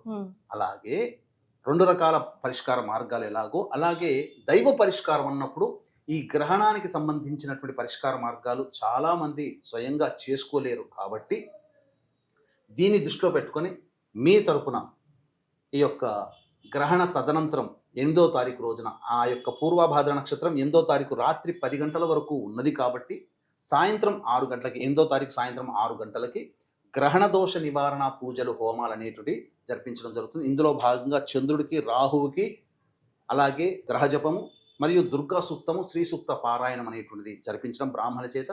తదనంతరం ఈ యొక్క గ్రహాలకి సంబంధించినటువంటి గ్రహణ దోష నివారణ హోమాలు అనేటువంటివి జరిపించడం జరుగుతుంది. కేవలం ఒక 108 మందికి మాత్రమే ఈ యొక్క గ్రహణ దోష నివారణ కార్యక్రమంలో అవకాశం అమ్మా. అందరికీ అవకాశం, అందరికీ నివారణ జరిపించలేము. అవునమ్మా. కాబట్టి కార్యక్రమం తదనంతరం కాంటాక్ట్ చేసి ఈ యొక్క కార్యక్రమంలో మీ గోతనామాలు నమోదు చేసుకోవచ్చు. ఈ కార్యక్రమంలో నమోదు చేసుకున్నటువంటి వాళ్ళకి శక్తిపాతము చేయబడినటువంటి కరుంగలీమాల మీకు అందివ్వడం జరుగుతుంది. కాబట్టి అవకాశం ఉన్న వాళ్ళు కార్యక్రమ తదనంతరం కాంటాక్ట్ చేసి పూర్తి వివరాలు తెలుసుకొని 8వ తారీఖు సాయంత్రం 5 గంటల లోపల ఈ కార్యక్రమంలో మీ గోత్రనామాదులు నమోదు చేసుకోవచ్చు. అవకాశం కల్పిస్తున్నాం. ఎందుకనంటే ఆ గ్రహణ నక్షత్రం వెళ్ళిపోయేంత వరకు ఈ యొక్క వేధ ఉంటుంది. కాబట్టి ఆ వెళ్ళిపోయే సమయంలో మనం ఈ యొక్క కార్యక్రమం చేస్తున్నాం. గ్రహణ సమయంలో ఏం చేయాలి అని అంటారు కదా, దానికి ఒక ప్రత్యేకమైన వీడియో మనం చేస్తున్నాం. ఆ వీడియోలో మీరు తెలుసుకోవచ్చు. అలాగే మానవ పరిహారంలో భాగంగా, అంటే మీకు మీరుగా చేసుకుంటారని చెప్పాం కదా, ఆ మానవ పరిహారంలో భాగంగా ఏంటనంటే వెండి పాత్ర కానీ, ఇత్తడి పాత్ర కానీ, లేదా మట్టి పాత్ర కానీ తీసుకొని ఆ పాత్రలో వెండి చంద్రబింబము, వెండి నాగబింబము, వెండి సూర్యబింబము వేసి ఆ పాత్రలో ఆ బింబములు మునిగిపోయేంతగా చక్కటి ఆవు నెయ్యి వేసి, అలాగే ఒక వస్త్రము, తెల్లటి వస్త్రము, మినుములు, బియ్యము, కొంత నువ్వులు అవి తీసుకొని ఒక పాత్రలో పెట్టి, అప్పుడు ఆ యొక్క ఆవు నెయ్యి వేసినటువంటి పాత్రలో మీ యొక్క ముఖ బింబాన్ని అనగా మీ యొక్క ముఖాన్ని చూసుకొని దగ్గరలోని మంచి బ్రాహ్మణుని పిలిపించుకొని సంకల్ప సహితముగా దానం అనేటువంటిది గ్రహణ దోష నివారణార్థం అని చెప్పి దానం అనేటువంటిది కనుక ఎవరైతే చేస్తారో వాళ్ళకి ఈ చెప్పిన విధంగా వృశ్చిక రాశిలో జన్మించిన వాళ్ళకి అధమ ఫలితాలు, ధనుస్సు రాశిలో మిగతా తులా రాశిలో జన్మించిన వాళ్ళకి మధ్యమ అని చెప్పారు కదా, వాళ్ళకి కూడా కొన్ని లగ్నాల్లో జన్మించిన వాళ్ళకి అధమ ఫలితాలు ఉంటాయి. కాబట్టి అటువంటి వాళ్ళందరూ కూడా ఈ యొక్క సంబంధించినటువంటి పరిహారాలు ఇంట్లో మీకు మీరుగా చేసుకుంటే మీకు మీరుగా చేసుకున్న ఫలితం, దైవానుగ్రహం ద్వారా అనగా మన పీఠమాధుర్యంలో జరిగేటువంటి కార్యక్రమంలో నమోదు చేసుకోవడం ద్వారా దైవానుగ్రహాన్ని కూడా పొందే ఫలితం అనేటువంటిది ఏకకాలంలో జరుగుతుందని చెప్పవచ్చు. చాలా సంతోషం గురుగారు. తుల, ధనస్సు, వృశ్చిక రాశి వారికి ఎలా ఉంటుంది గ్రహణ ప్రభావం తెలియజేయడంతో పాటుగా చక్కటి రెమెడీస్ని కూడా సూచించారు. ధన్యవాదాలు. సర్వం శ్రీ ఉమామహేశ్వర పరబ్రహ్మార్పణమస్తు. నమస్తే, మీరు చూస్తున్న సుమన్ టీవీ. నేను మీ కీర్తి. సెప్టెంబర్ 7వ తారీఖు సంపూర్ణ రాహుగ్రస్త చంద్రగ్రహణం ఏర్పడబోతుంది. మరి దీని ఎఫెక్ట్స్ కొన్ని రాసుల వారికి చాలా భయంకరంగా ఉండబోతుంది, కొన్ని రాసుల వారికి అద్భుతం, మహా అద్భుతంగా ఉండబోతుంది అని అంటున్నారు. ఇందులో నిజం ఎంత, ఏ రాసుల వారు జాగ్రత్తలు పాటించాలి, ఏ రాసుల వారు ఖచ్చితంగా రెమెడీస్ని పాటించాలి అన్న వివరాలు మనకి తెలియజేయడానికి మనతో పాటు ఉన్నారు. 2009 నుంచి 30,000కు పైగా జాతకాల పరిశీలన చేసి 2013 నుంచి 1,000 మందికి పితృదోష నివారణ కార్యక్రమాలు చేయించిన ప్రముఖ ఆస్ట్రాలజర్ బ్రహ్మశ్రీ నందిబట్ల శ్రీహరి శర్మ గురుగారు మనతో పాటు ఉన్నారు. నమస్తే గురుగారు. వాగర్థావివ సంపృక్తౌ వాగర్థ ప్రతిపత్తయే జగతః పితరౌ వందే పార్వతీ పరమేశ్వరౌ. ఆదిత్యాయ చ సోమాయ మంగళాయ బుధాయ చ గురుశుక్ర శనిభ్యశ్చ రాహవే కేతవే నమః. శృంగేరి జగద్గురు పీఠాధిపతులకి, కంచి పీఠాధిపతులకి నమస్కారములు తెలియచేసుకుంటూ కార్యక్రమాన్ని ప్రారంభిద్దాం. గురుగారు, ఇందాక నేను చెప్పినట్టుగా సెప్టెంబర్ 7వ తారీఖున రాహుగ్రస్త చంద్రగ్రహణం సంపూర్ణంగా భారతదేశంలో అయితే ఉండబోతుంది అంటున్నారు. వివిధ రాసుల వారికి చాలా భయంకరంగా ఉంది, కొంతమందికి అద్భుతంగా ఉంది అని అంటున్నారు. చాలా భయభ్రాంతులకి గురవుతున్నారు. సో దాని మీరు కరెక్ట్గా మా అందరికీ దారి చూపిస్తారని ఒక నమ్మకం గురుగారు. తప్పకుండానమ్మా. అంటే చాలా ప్రసార మాధ్యమాలలో కొన్ని రాశులలో జన్మించినటువంటి వాళ్ళకి అద్భుతంగా రాజయోగాలు, కొన్ని రాశులలో జన్మించినటువంటి వాళ్ళకి మధ్యమ ఫలితాలు, కొన్ని రాశులలో జన్మించినటువంటి వాళ్ళకి పూర్తిగా అధమ ఫలితాలు అని చెప్పి కొంతమందికి సంతోషాన్ని, కొంతమందికి బాధని కలిగించే విధంగా అనేక కార్యక్రమాలు మనం ఈ మధ్య చూస్తున్నాం. వాస్తవానికి ఆ చెప్పినటువంటి రాశుల్లో అందరికీ రాజయోగాలు పడుతున్నాయా? ప్రారబ్ధ కర్మ కూడా. అంటే దీన్ని ఎలా మనం గుర్తించాలి? ఈ ప్రారబ్ధ కర్మ అనేటువంటిది ఒక వ్యక్తి యొక్క జన్మ జాతకాన్ని అనుసరించి ఆ వ్యక్తి జన్మించిన లగ్నాన్ని బేస్ చేసుకొని ఆ ప్రారబ్ధ కర్మ ఎంతవరకు ఉంది. ఈ గ్రహణ ప్రభావము కుంభరాశిలో 7వ తారీఖు సెప్టెంబర్ 2025 సంవత్సరం రాత్రి 9:57 ప్రారంభమయ్యేటువంటి సంపూర్ణ చంద్రగ్రహణం మధ్యరాత్రి 1:27 పూర్తవుతుంది. మధ్య మోక్షకాలం 11:52 నుంచి దాదాపు 8 నిమిషాల పాటు ఆ యొక్క సంపూర్ణముగా అదృశ్యమైపోతుంది చంద్రుడు. ఈ విధమైనటువంటి గ్రహణ ప్రభావము పాత గణిత పంచాంగాల ప్రకారం శతభిష మరియు పూర్వభాద్ర నక్షత్రంలో జన్మించినటువంటి వాళ్ళకి, దృగ్గణిత ప్రకారము కేవలం పూర్వభాద్ర నక్షత్రంలో జన్మించినటువంటి వాళ్ళకి ఈ యొక్క సంబంధించినటువంటిది ఏర్పడబోతుంది ఆ నక్షత్రంలో అని చెప్పి.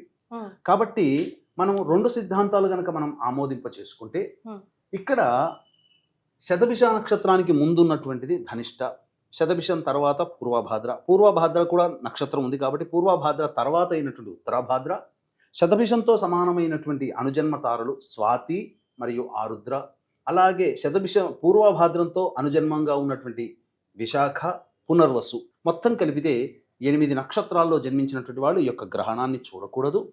అలాగే ఈ సంబంధించినటువంటిది ధనిష్ట, శతభిషం, పూర్వభాద్ర, ఉత్తరభాద్ర, స్వాతి, ఆరుద్ర, పునర్వసు, విశాఖ, ఈ 8 నక్షత్రాల్లో జన్మించిన వాళ్ళు ఈ యొక్క గ్రహణ ప్రభావాన్ని అనగా గ్రహణాన్ని చూడకూడదు. గ్రహణ ప్రభావం ఈ 8 నక్షత్రాల్లో జన్మించిన వాళ్ళకి ఎక్కువగా ఉంటుంది. అయితే ఇక్కడే చాలామంది అనేక ప్రసార మాధ్యమాలలో ఈ రాశుల్లో కొన్ని రాశుల్లో జన్మిస్తే అద్భుతం, కొన్ని రాశుల్లో జన్మిస్తే మధ్యమం, కొన్ని రాశుల్లో జన్మిస్తే ఇక వాళ్ళ జీవితం వ్యర్థం, ఇక మృత్యుగండాలు ఇంకా చెప్పలా అనేటువంటి విధంగా భయపెట్టేస్తున్నారు. అవేమీ కావండి.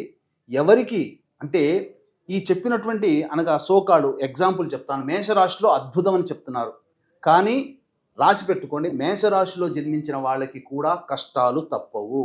ఎందుకండి, ఎలా చెప్పగలుగుతున్నారు? అందరూ మేషరాశి అద్భుతం అంటున్నారు, మీరొక్కరే ఎందుకు మేషరాశి జన్మించిన కొంతమందికి ఇబ్బందులు వస్తాయి అంటే వాళ్ళ జన్మించిన లగ్నం వేరు కదమ్మా. కాబట్టి ఈ వివరాలు అనేటువంటివి కూడా మనం కూలంకషంగా మనం కార్యక్రమంలో ఎటువంటి పరిహారాలు చేసుకోవాలి అనేటువంటి విషయాల గురించి, ఏ ఏ రాశుల్లో జన్మించినటువంటి వాళ్ళకి, ఏ ఏ లగ్నాలు రాశుల్లో జన్మించిన వాళ్ళకి అద్భుతంగా ఉండబోతుంది, ఏ లగ్నాలు ఏ రాశుల్లో జన్మించిన వాళ్ళకి మధ్యమం, ఏ లగ్నాలు ఏ రాశుల్లో జన్మించినటువంటి వాళ్ళకి మధ్యం అనేది విడమరిచి మీకు తెలియచేయడం జరుగుతుంది. ఈ కార్యక్రమాన్ని ఆశాంతం వీక్షించండి, అద్భుతమైనటువంటి మీకు విషయాలు మీకు తెలియచేయడం జరుగుతుంది. గురుగారు, మకర కుంభ మీన రాశుల వారికి ఈ గ్రహణం ఎఫెక్ట్ ఎలా ఉండబోతుందో తెలియజేస్తారా? సంపూర్ణ చంద్రగ్రహణం అనేటువంటిది 7 సెప్టెంబర్ 25వ సంవత్సరంలో ఏర్పడబోతుంది. చాలామంది ప్రసార మాధ్యమాల్లో అనేక విధాలుగా మకర కుంభమీన రాశుల్లో జన్మించినటువంటి వారికి కొంతమందికి మంచి, అసలు కుంభమీన రాశులు అంటే ఇక పూర్తిగా నెగిటివ్ రిజల్ట్స్ అనేటువంటివి చెప్పారు. కానీ ఈ యొక్క కుంభమీన రాశుల్లో జన్మించిన వాళ్ళకి కూడా మంచి జరుగుతుంది. అలాగే మకర రాశిలో మంచిగా అని చెప్పినా వాళ్ళకి కూడా కొంతమంది జనాలకి చెడు జరిగే అవకాశాలు ఉంటాయి. అయితే ఎలా మంచి ఎలా చెడు అనేటువంటిది మనం తెలియజేసుకుందాం. ముందుగా మకర రాశిలో జన్మించినటువంటి వాళ్ళకి మధ్యస్థమ ఫలితాలు, ఉత్తమ ఫలితాలు, అధమ ఫలితాలు ఎలా ఉంటాయో మనం తెలియజేసుకుందాం. అంటే చాలామంది ఏం చెప్పారు, మకర రాశిలో జన్మించి ఉన్నటువంటి వాళ్ళకి మధ్యస్థమ ఫలితాలు అన్నారు.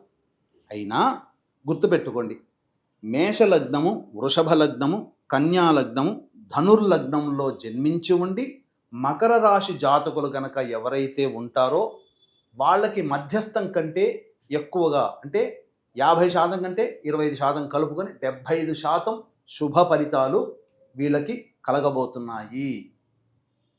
ఇది మాత్రం కన్ఫామ్. మకర రాశిలో జన్మించి ఉండి మేష, వృషభ, కన్య, ధనుస్సు లగ్నాలలో గనక జన్మించి ఉండి ఉన్నట్లయితే వాళ్ళకి ఉత్తమమైనటువంటి ఫలితాలు కలుగుతాయి. ఈ యొక్క మకర రాశిలో జన్మించి ఉండి మిథున లగ్నము, సింహ లగ్నము, తులా లగ్నము, మకర లగ్నం, మిథున, సింహ, తుల, మకర లగ్నంలో జన్మించి ఉండి మకర రాశి జాతకులు గనక అయితే వాళ్ళకి సంపూర్ణముగా ఉత్తమ ఫలితాలు వాళ్ళకి కలుగుతాయి.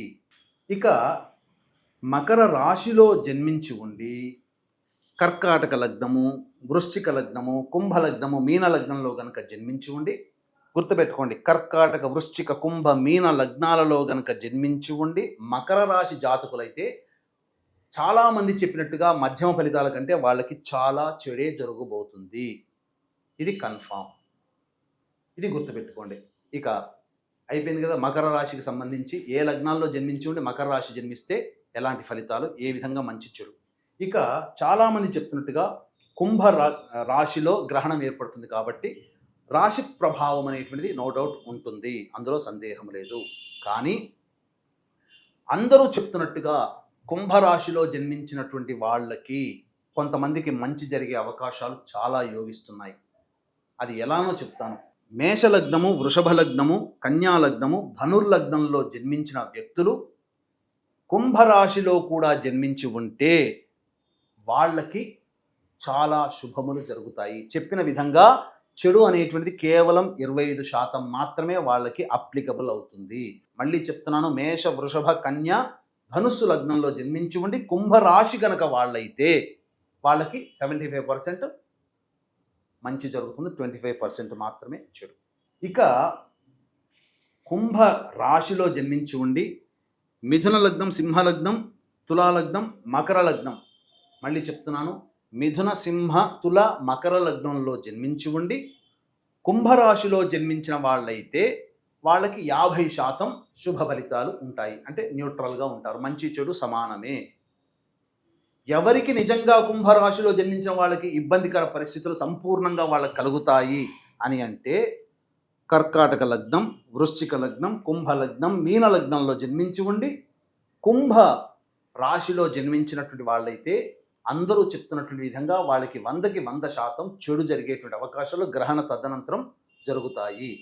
ఇది క్లియర్ అయిపోయింది. మకర రాశి కుంభరాశికి, కర్కాటక వృశ్చిక కుంభ మీన లగ్నాల్లో జన్మించి ఉండి కుంభరాశి జాతకులు గనక అయితే వాళ్ళకి చెప్పినటువంటి విధంగా సంపూర్ణంగా చెడు జరుగుతుంది. ఇక తర్వాత వచ్చేటువంటి మీనరాశి గనక మనం చూసుకుంటే, ఈ మీనరాశిలో జన్మించి ఉండి మిథున లగ్నము, సింహ లగ్నము, తులా లగ్నం, మకర లగ్నంలో గనక జన్మించి ఉన్నటువంటి వాళ్ళకి మధ్యస్థ ఫలితాలు, మంచి చెడు సమానంగా ఉంటుంది. 50% మాత్రమే చెడు, 50% శుభం కలుగుతుంది. గుర్తుపెట్టుకోండి, మీనరాశిలో జన్మించి ఉండి మిథున లగ్నము, తులా లగ్నము, మకర లగ్నము, సింహ లగ్నము కూడా ఈ 4 లగ్నాల్లో జన్మించి ఉండి మీనరాశి కనుకైతే మధ్యస్థమ ఫలితాలు. ఇక మేష, వృషభ, కన్య, ధనుస్సు లగ్నంలో జన్మించి ఉండి మీనరాశి కనుక జన్మించినట్లయితే వాళ్ళకి 25% అశుభ ఫలితాలు, 75% శుభ ఫలితాలు. అందరూ చెప్తున్నట్టుగా మీనరాశికి సంపూర్ణముగా అవయోగం కాదండి. ఇక్కడ మేషలగ్నం, వృషభ లగ్నం, కన్యా లగ్నం, ధనుర్లగ్నంలో జన్మించి ఉండి మీన రాశిలో కనుక జన్మించి ఉంటేనే వాళ్ళకి 25% మాత్రమే అశుభ ఫలితాలు, మిగతాదంతా యోగదాయకంగా ఉంటుంది. ఇక అసలుగా చెప్పినట్లయితే అందరూ చెప్తున్నట్టుగా మీనరాశిలో జన్మించిన వాళ్ళకి ఎప్పుడు సంపూర్ణంగా చెడు ఫలితాలంటే కర్కాటక లగ్నము, వృశ్చిక లగ్నము, కుంభలగ్నం, మీన లగ్నంలో జన్మించి ఉండి మీనరాశి గనక అయితే వాళ్ళకి అశుభము అనేటువంటిది ఉంటుంది. కాబట్టి ఈ యొక్క సంబంధించినటువంటి మీనరాశి, కుంభ మీన లగ్నము మరియు కర్కాటక వృశ్చిక లగ్నంలో జన్మించిన వాళ్ళకి మాత్రమే సంపూర్ణంగా అవయోగం కలుగుతుంది. కాబట్టి అంటే ఏం జరుగుతుందండి? మంచి చెడు అంటున్నారు అన్నిసార్లు. ఏం మంచి ఏ చెడు అని అంటే, ఇంతకుముందు చెప్పినట్టుగా మంచి జరిగేటువంటి వాళ్ళకి అద్భుతమైనటువంటి జీవన ప్రమాణం ఉంటుంది. అనుకున్నదే తడవుగా వాళ్ళ పనులు అవుతుంటాయి. ఎప్పటి నుంచో పెండింగ్లో ఉన్నటువంటి పనులన్నీ శాంక్షన్ అయిపోతుంటాయి. కాంట్రాక్టర్లకి డబ్బులు వస్తూ ఉంటుంటాయి. అన్ని విధాలుగా వ్యాపారంలో పెట్టిన పెట్టుబడికి 2-3 లాభాలు అనేటువంటివి మంచి చెప్పినటువంటి వాళ్ళకి కలుగుతాయి. మధ్యస్థంగా ఉన్నటువంటి వాళ్ళు ఎక్కువగా ఆరాటపడకూడదు. వాళ్ళకి జీవన ప్రమాణం సాఫీగానే సాగుతుంది. అయినా కొన్ని కష్టాలు అనేటువంటివి ఏర్పడక తప్ప కొత్త కష్టాలు వస్తాయి. ఉన్న కష్టాలతో పాటుగా కొత్త కష్టాలు వస్తాయి. దాని వలన కొంత ఇబ్బందికర పరిస్థితులు అనేటువంటివి ఉంటాయి. కానీ అధమంగా చెప్పాం కదా, కొన్ని లగ్నాల్లో జన్మించి ఉండి ఈ యొక్క మకర కుంభమీన రాశుల్లో జన్మించి ఉంటే కొన్ని లగ్నాల్లో జన్మించిన వాళ్ళకి తోడై అధికంగా ఇబ్బందికర పరిస్థితులు అనేటువంటివి ఉంటాయని చెప్పాం కదా. అటువంటి వాళ్ళకి చాలా మటుకు అనగా సోదర సోదరిమణులు శత్రువులుగా మారుతారు, పరిచయస్తులు శత్రువులుగా మారుతారు. కొత్త వ్యక్తుల పరిచయం వల్ల భవిష్యత్తులో అనగా గుర్తుపెట్టుకోండి, ఈ యొక్క పౌర్ణమి నుంచి కార్తీక మాసం మధ్యకాలంలో పరిచయమైన వ్యక్తుల వల్ల ఈ చెప్పినటువంటి రాశుల్లో జన్మించినటువంటి వాళ్ళకి కొన్ని ఇబ్బందికర పరిస్థితులతో కూడుకున్నటువంటి జీవనము, కొంత అసాంఘిక కార్యకలాపాల్లో జరిగేటువంటి అవకాశము, ఆ పరిచయమైన వ్యక్తుల వల్ల ఇబ్బందికర పరిస్థితులు అనేటువంటివి ధన నష్టం కానీ అలాగే కీర్తి నష్టాలు కానీ జరుగుతాయి. ధనాన్ని కోల్పోతారు, నష్టాలు చవి చూడాల్సినటువంటి పరిస్థితి, అనుకున్న పనులు జరగవు, ముందు నెయ్యి వెనక గొయ్యి అన్నట్టుగా ఉంటుంది. అలాగే మనం వ్యాపారంలో పెట్టుబడి పెట్టినటువంటి విధంగా ఎక్కువగా నష్టపోవాల్సి వస్తుంది. అప్పులు ఇవ్వాల్సిన వాళ్ళు ఇవ్వకుండా ఇబ్బంది పెడుతుంటారు. ఇలా 1-2 ఉద్యోగుల సమస్యలు, ఉద్యోగాలు కోల్పోయే అవకాశం ఉంటుంది. వ్యాపారంలో నష్టాలు వచ్చే అవకాశం ఉంది. ఇలా 1-2 అనేక విధాలుగా ఇవి ఉంటాయి. కాబట్టి ఆ యొక్క నష్టాల నుంచి బయటపడాలంటే గ్రహణ తదనంతరం కొన్ని పరిహారాలు చేసుకోక తప్పదు. ఎందుకంటే ఈ గ్రహణంతో పాటుగా 21 సెప్టెంబర్ నాడు చూడామణి నామక సూర్యగ్రహణం అనేటువంటిది, పాక్షిక సూర్యగ్రహణం వస్తుంది. కాబట్టి దాని ప్రభావం కూడా ప్రపంచవ్యాప్తంగా జన్మించినటువంటి వాళ్ళకు ఉంటుంది. కాబట్టి దీన్ని దృష్టిలో పెట్టుకొని ఈ యొక్క మకర కుంభ మీన రాశిలో జన్మించిన వాళ్ళు ఏ లగ్నాల్లో జన్మిస్తే మంచి, ఏ లగ్నాల్లో జన్మిస్తే చెడు అనేటువంటిది మనం తెలియజేసుకున్నాం. ఆ విధంగా మీరు ప్రిపేర్ అయిపోయి దానికి సంబంధించినటువంటి పరిహారాలు కనుక చేసుకుంటే మంచి సమస్యల నుంచి బయటపడవచ్చని చెప్పవచ్చు. సో చాలా సంతోషం గురుగారు. మకర కుంభ మీన రాశి వాళ్ళు ఎవరు ఏ లగ్నాల్లో జన్మిస్తే ఎలాంటి ఎఫెక్ట్ పడుతుంది గ్రహణానికి సంబంధించి అని చాలా కులంకసంగా వివరించారు. మరి వీరు ఎలాంటి రెమెడీస్ పాటించాలంటారు? సమస్యలు ఎలా వస్తాయి, ఏ లగ్నాల్లో జన్మించి ఏ రాశుల్లో జన్మిస్తే వస్తాయని చెప్పి మనం తెలియజేసుకున్నాం కదమ్మా. కాబట్టి ఈ సమస్యల నుంచి బయటపడాలంటే ఏ దానికైనా కానీ ప్రతి సమస్యకి 2 రకాల పరిష్కారాలు ఉంటాయి. ఇప్పుడు ఉదాహరణకి దెబ్బ తాకింది, ఆ దెబ్బని పూడ్చుకొని ఆరోగ్యంగా ఉండే శక్తి మన శరీరానికి ఉంది. కాబట్టి అంతవరకు వెయిట్ చేయడం మన బాధ్యత. అది మానవ పరిష్కారంగా చెప్పవచ్చు. వైద్యుడి దగ్గరికి వెళ్ళి అంత బాధను భరించలేక 40 రోజుల్లో తగ్గాల్సింది 10 రోజుల్లో మనం ఆయింట్మెంటో లేకపోతే ఇంకా ఏదో వాడి తగ్గించుకుంటాం. అంటే వైద్యుడి ద్వారా మనం పరిష్కారం పొందుతున్నాం.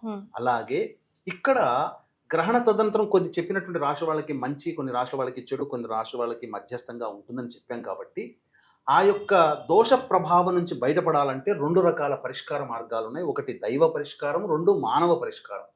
ఇక మానవ పరిష్కారం అంటే ఏం చేయాలో మనం తెలియచేసుకుందాం. దైవ పరిష్కారంలో భాగంగా ఈ గ్రహణానికి సంబంధించినటువంటి ప్రభావానికి గురయ్యేటువంటి రాశుల్లో మరియు లగ్నాల్లో జన్మించినటువంటి వాళ్ళకి సంబంధించినటువంటి పరిహారాలు వాళ్ళు స్వయంగా చేసుకోలేరు కాబట్టి వారికి ఉపశమనార్థమై మన పీఠమాధ్వర్యంలో 8వ తారీఖు రోజున 7వ తారీఖు రోజున గ్రహణం ఏర్పడుతుందమ్మా. కానీ ఏర్పడేటువంటి నక్షత్రం పూర్వభాద్ర నక్షత్రం ఏదైతే ఉందో అది 8వ తారీఖు రాత్రి 10 గంటల వరకు ఉంది కాబట్టి 8వ తారీఖు రోజు సాయంత్రం 6 గంటలకి మన పీఠమాధ్వర్యంలో చంద్ర రాహు గ్రహాలకి జపాలు, అలాగే దుర్గా సూక్త పారాయణం మరియు లక్ష్మీ సూక్త పారాయణం మరియు శనీశ్వర గ్రహానికి సంబంధించినటువంటి హోమాది కార్యక్రమాలు అనగా గ్రహణ దోష నివారణ హోమాది కార్యక్రమాలు అనేటువంటివి జరిపించడం జరుగుతుంది. అలాగే ఈ యొక్క సంబంధించినటువంటి హోమాలు కూడా జరిపించి శక్తిపాతము చేయబడినటువంటి కరుంగలి మాల మీకు అందివ్వడం జరుగుతుంది. అతి సామాన్య మానవుడు కూడా పాల్గొనే విధంగా ఈ యొక్క కార్యక్రమ రూపకల్పన చేయడం జరిగింది. కేవలం ఒక 108 మందికి మాత్రమే ఈ యొక్క కార్యక్రమంలో అవకాశం, అందరికీ కూడా మనము సంస్కరించలేము కాబట్టి ఫస్ట్ కమ్ ఫస్ట్ సర్వీస్ అన్నట్టుగా ఎవరు ముందు నమోదు చేసుకుంటారో వాళ్ళకి సంబంధించినటువంటి కార్యక్రమ దోష నివారణ కార్యక్రమం జరిపించడం, అలాగే కరుంగలి మాల వాళ్ళకి ఇవ్వడం జరుగుతుంది. అవకాశం ఉన్న వాళ్ళు కార్యక్రమ తదనంతరం కాంటాక్ట్ చేసి పూర్తి వివరాలు తెలుసుకోవచ్చు. అలాగే మానవ పరిష్కారం అనగా మీరుగా చేసుకోగలిగేటువంటి పరిష్కారం ఏమిటయ్యానంటే ఇత్తడి పాత్ర కానీ, కాంస్య పాత్ర కానీ, లేదా మట్టి పాత్రనైనా కానీ తీసుకుని అందులో వెండి బింబము, నాగబింబము, వెండి సర్పబింబము, వెండి చంద్రబింబము, వెండి సూర్యబింబము అవి వేసి అవి మునిగేంతగా ఆవు నెయ్యి వేసి 8వ తారీఖు రోజున కాలకృత్యాదులు తీర్చుకొని మీకు శక్తి కొలది బియ్యము, నువ్వులు కొన్ని, బియ్యము మరియు మినుములు, వీలైతే శ్వేత వస్త్రం, తెల్లటి వస్త్రం, ఇవి ఒక చక్కటి ఈ విస్తరాకులో పెట్టి వాటి మీద ఈ చెప్పబడినటువంటి పాత్ర, ఆ యొక్క సంబంధించినటువంటి వెండి బింబాలు మునిగే విధంగా ఆవు నెయ్యి వేసి కొన్ని నల్ల నువ్వులు కూడా పక్కన పెట్టుకోవాలి.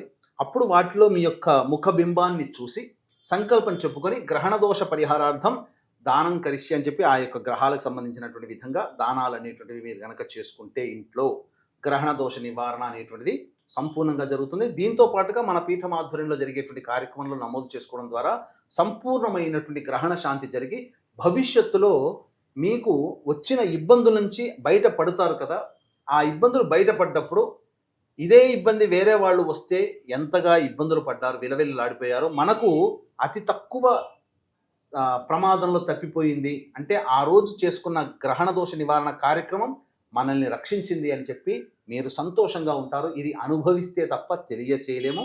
కాబట్టి అవకాశం ఉన్న వాళ్ళు ఈ యొక్క సంపూర్ణ చంద్రగ్రహణ దోష నివారణ కార్యక్రమంలో 8వ తారీఖు రోజున జరుగుతుంది. సాయంత్రం 5 గంటల లోపల మీ గోత్రనామాదులు నమోదు చేసుకోవచ్చు. కింద స్క్రోల్ అవుతున్న నంబర్కి కాల్ చేసి అపాయింట్మెంట్ని వెంటనే బుక్ చేయండి. Because first come first basis ఉంది కాబట్టి.